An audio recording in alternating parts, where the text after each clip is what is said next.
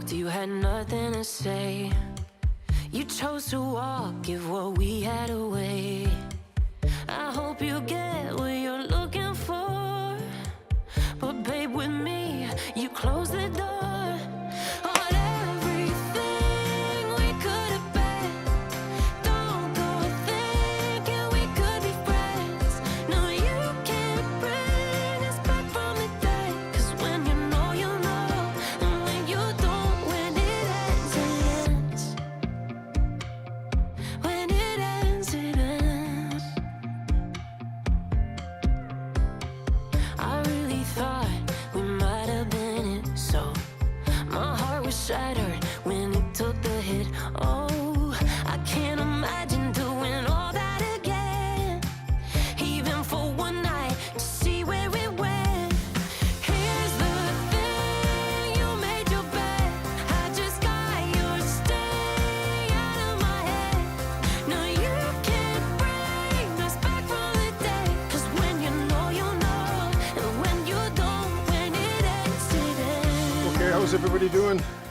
So I just want to show you quickly here how I set up the ferry. The ferry is right above. You can see it.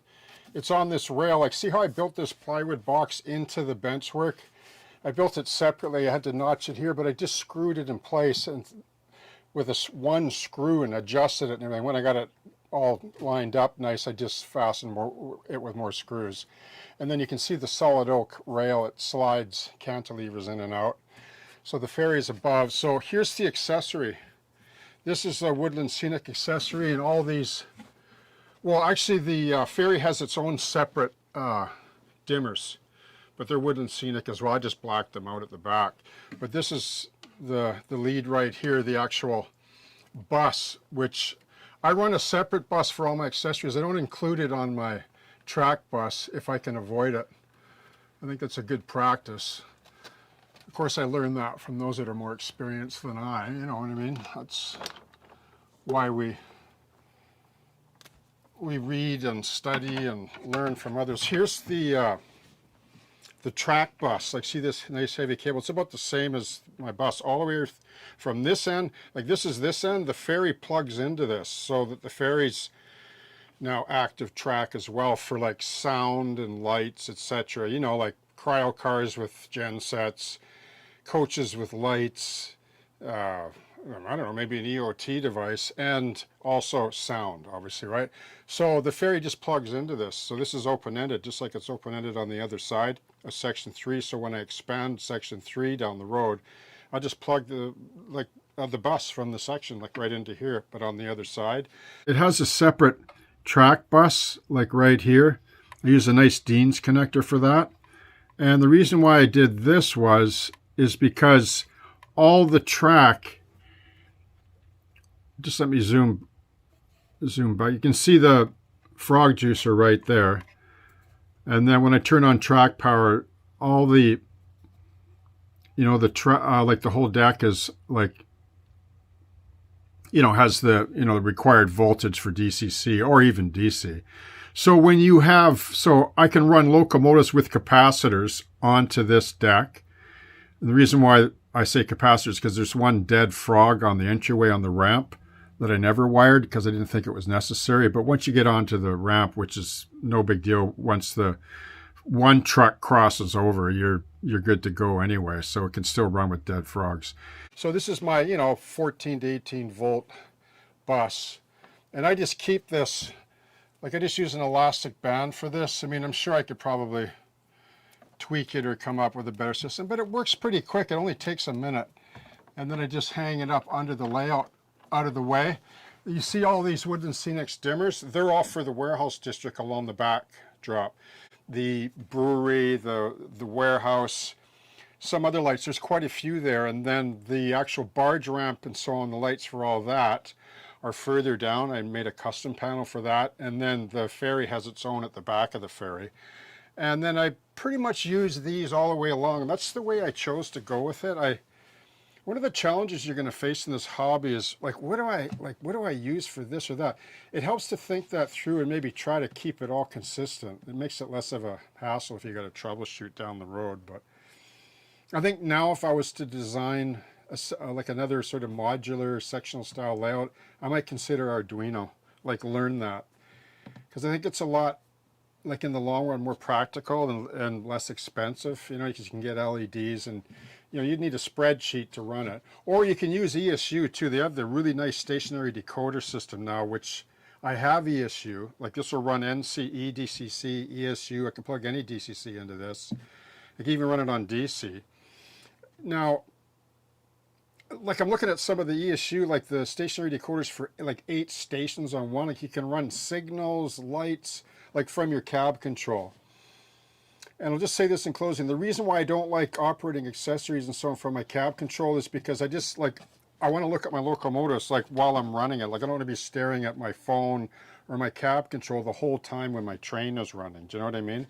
So that's why. So you have to decide that. Like if that's what you like, then do it. But there's always a reason. Like sometimes you don't know right away until you do it for a while. Like you sort of experience the ergonomics of building a railroad and running it, and you begin to realize, well, I would like to do it this way or that way. So, you know, we change things, but I'm pretty solid with this system, the way I have. I'm pretty happy with it so far. So, the Ferry ops. I really thought we might have been it, so my heart was shattered when it took the hit. Oh, I can't imagine doing all that again, even for one night to see where it went. Here's the thing, you made your bed, I just got yours, stay out of my head. No, you can't bring us back from the day, 'cause when you know, and when you don't, when it ends, it ends. When it ends, it ends.